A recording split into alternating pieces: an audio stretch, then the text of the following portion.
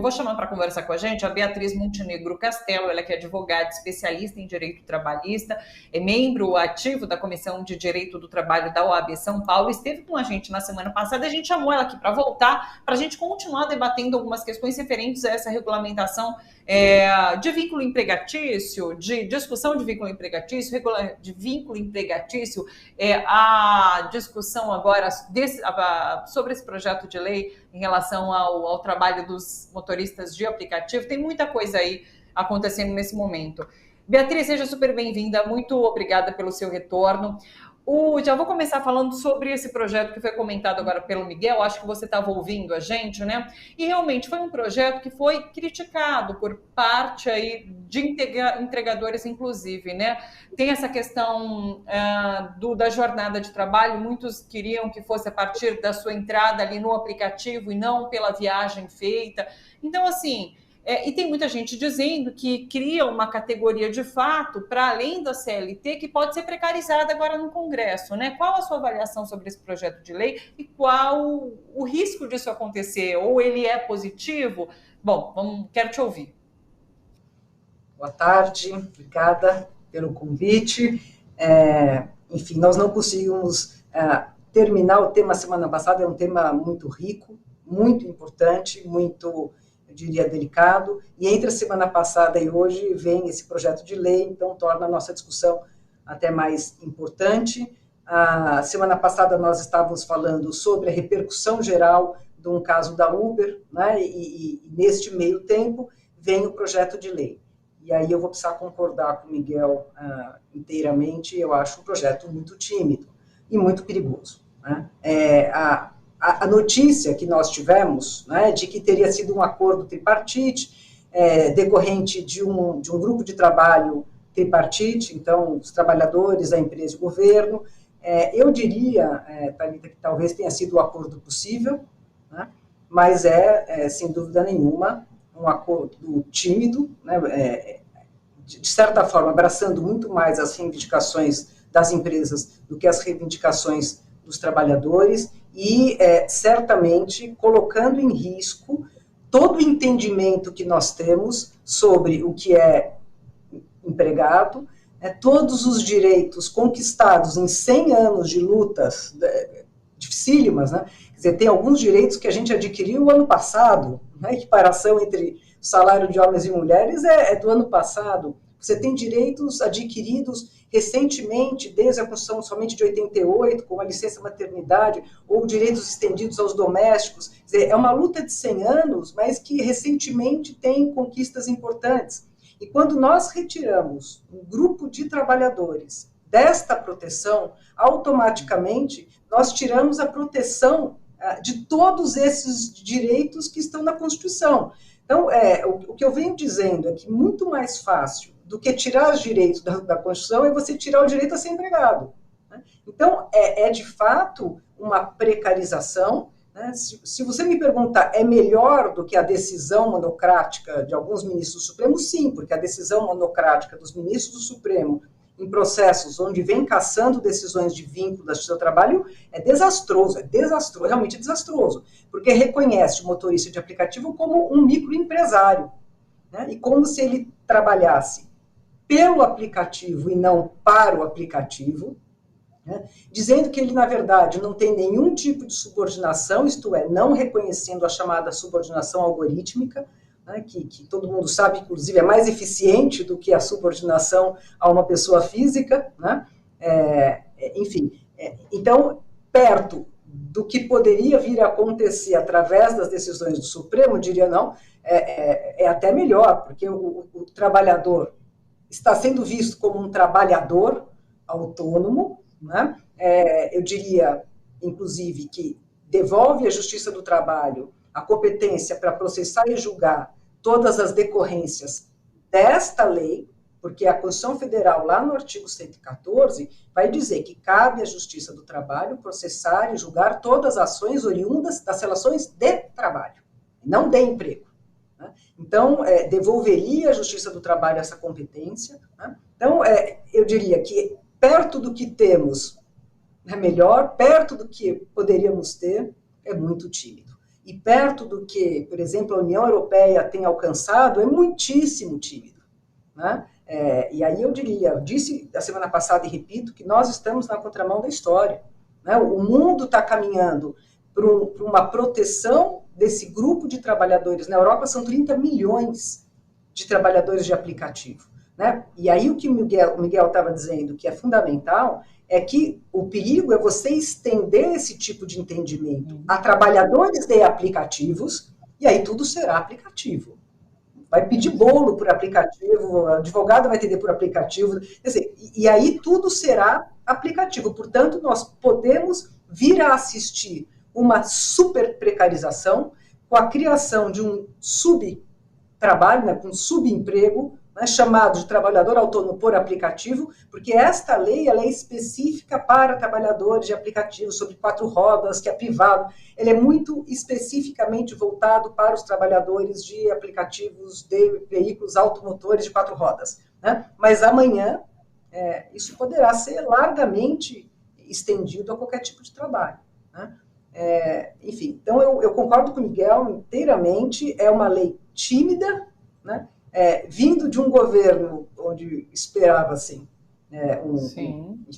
uma abordagem mais radical, né, em nome da proteção dos trabalhadores e de uma não uberização formalmente aceita, né? Ali tem a questão da jornada, que ele muito bem colocou, né? O trabalhador pode ficar até 12 horas plugado, né?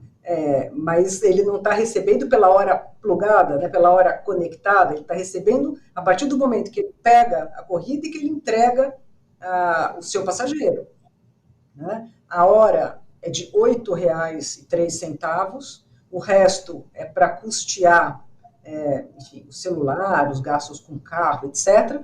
A previdência é sobre os 8 e não sobre os 32. Então, assim, tem várias questões ali. Ele vai poder ser avaliado, ele vai poder ser excluído, né? O que muda minimamente é que ele tem um pouco mais de informação, há uma necessidade um pouco maior de transparência, para ele entender o preço, para ele entender por que ele está sendo expulso, né? Mas ele continua não tendo nenhum tipo de autonomia com relação ao preço que é feito, por exemplo, né? Na Europa, agora esse acordo magnânimo que foi feito entre o Parlamento Europeu e os Estados-membros, diz o seguinte, que você tem 5 requisitos do contrato de emprego. Se tiverem 2 presentes, é empregado, né? E aí significa subordinação algorítmica, um deles, por exemplo, e não ter autonomia na precificação. Se você tiver presente essas 2 coisas, você já está falando de um empregado. Não é uma presunção de que seja empregado, é de um empregado. Toda agora a Corte de Amsterdã também reconheceu os motoristas de Uber como empregados. Portugal, a presunção é de que seja um contrato de emprego. Na Inglaterra, é um tipo específico de trabalhador, né, com 13º, com férias. Então, nós propusemos isso que eu digo, talvez seja o acordo possível, mas é muito triste que esse tenha sido o acordo possível. Sim, e Beatriz, a tramitação desse projeto de lei pelo Congresso esvazia a discussão que estava acontecendo no Supremo Tribunal Federal? De certa forma, sim, né? Eu imagino, porque tem 2 discussões paralelas no Supremo. A questão da pejotização, então, competência da Justiça do Trabalho, para dizer quem é e quem não é empregado, e a questão da uberização, que, na verdade, deveriam ser coisas distintas, mas foram colocadas no mesmo balaio, como se fossem violações ao precedente do Supremo Tribunal Federal sobre terceirização. Quando na questão, os motoristas de Uber, por exemplo, você nem fala de terceirização, não tem um terceiro.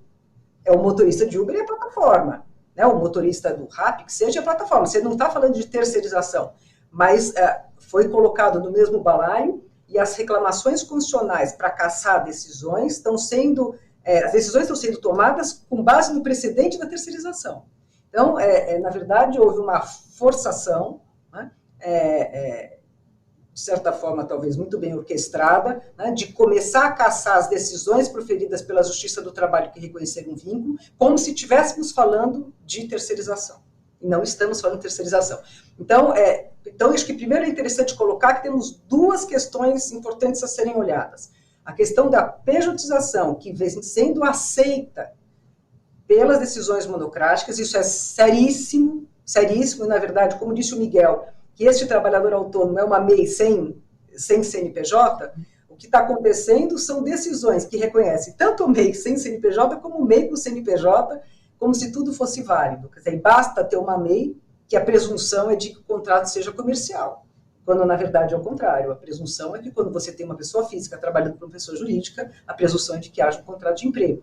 E a quem cabe dizer se é ou não é um contrato de emprego é o seu trabalho. O Supremo está caçando as decisões da Justiça do Trabalho, que examinaram fatos e provas e chegaram à conclusão que ali não tem uma real terceirização, né? Que ali é uma pejotização. Você tem decisões do Supremo dizendo que pode a terceirização por pejotização. A pejotização é justamente a fraude. Então, o que nós estamos assistindo são decisões monocráticas que, de certa forma, quase que acabam incentivando a pejotização, quer dizer, a fraude à legislação trabalhista. Então, a contratação de uma PJ para prestar serviços, apesar de ser uma pessoa física subordinada, que não tem controle sobre a precificação, que recebe ordens, tem obrigação de comparecimento, né? Apesar disso tudo, as decisões estão sendo cassadas. Isto é um ponto de tremenda importância que tem gerado um movimento chamado de movimento pela competência da Justiça do Trabalho, né? Porque é a ela quem cabe dizer quem é ou não é empregado, e que está sendo profundamente violado. O artigo 114 da Constituição sendo rasgado e jogado no lixo. Isso é uma coisa de fundamental importância, e aí eu volto um pouquinho no começo da minha fala, quer dizer, em vez de tirar direitos, você tira o direito de ser empregado. E aí vale para os médicos, para os jornalistas, está acontecendo com as manicures, com os porteiros, seja quem for. Você faz um trabalho, você faz um contrato de pessoa jurídica, a pessoa abre uma MEI e parte do pressuposto que isso é ok, porque estamos falando de autonomia da vontade. No direito do trabalho, quem decide se há ou não há um contrato de emprego são os elementos. Se você trabalha desta forma, a gente chama de primazia da realidade. Isso é um contrato de emprego, pouco importa a forma. Outro dia eu li uma matéria interessantíssima, onde o autor começava dizendo, se você coloca uma placa na frente de uma macieira dizendo que é uma figueira, aquilo continua sendo uma macieira, ainda que esteja escrito figueira. E é disso, isso acho que foi a coisa mais inteligente que eu já vi ser usada para explicar a fraude. Não adianta escrever na frente figueira, se é uma macieira. E o direito do trabalho é justamente isso.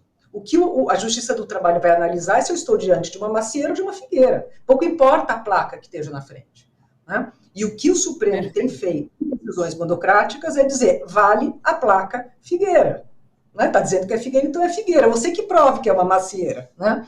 Então, esta é uma questão importante, muito importante, porque a gente vai ver, da mesma forma que a uberização, nós vamos ver os direitos, todo esse arcabouço de direitos que estão lá na Constituição, lindamente, num capítulo inteiro dedicado, não é a Constituição chamada a Constituição mais democrática, né, a mais cidadã, enfim, tá lá, tá tudo muito bonito lá, só que aquilo ali é para quem é empregado.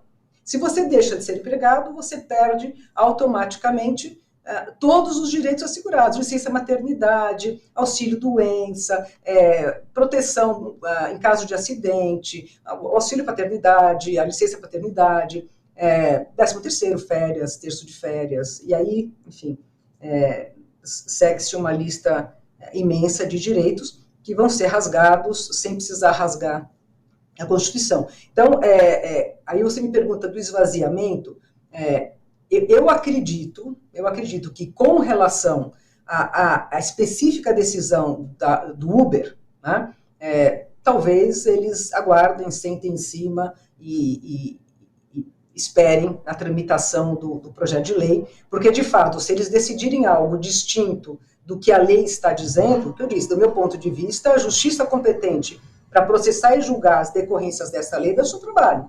O que o Supremo tem dito em decisões monocráticas que é da justiça comum e que essas pessoas não são trabalhadores, são empresários, né? Então, sim, excelente. Acho que você nos ajudou demais a entender tanto essa discussão que se dá agora em relação a esse projeto de lei, de fato, quanto a discussão no STF, que são importantíssimas, que vão ditar realmente o futuro do trabalho. Então, assim, a gente vai seguir acompanhando de muito perto.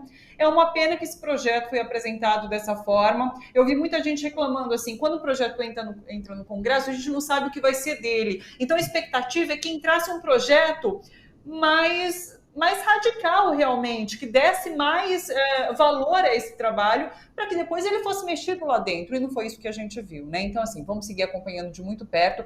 Conto, inclusive, com a sua ajuda, Beatriz, porque é sensacional a explicação que você deu aqui para a gente, e é isso. Então, até uma próxima. Muito obrigada por hoje. Um abraço para você. Fico à disposição, vamos acompanhando juntas.